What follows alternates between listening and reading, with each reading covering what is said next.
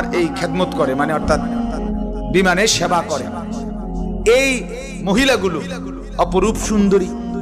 তো এই বেচারা ওই শেঠ ব্যবসায়ী, উনি হযরতের পাশেই বসা।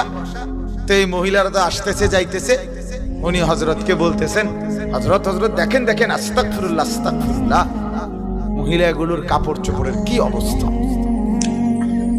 তো হযরত তখন বললেন, আরে ভাই, তোমার আস্তাগফিরুল্লাহর উপরে আস্তাগফিরুল্লাহ, पहले तो नजर हटाओ फिर तो আস্তাগফিরুল্লাহ পড়ো।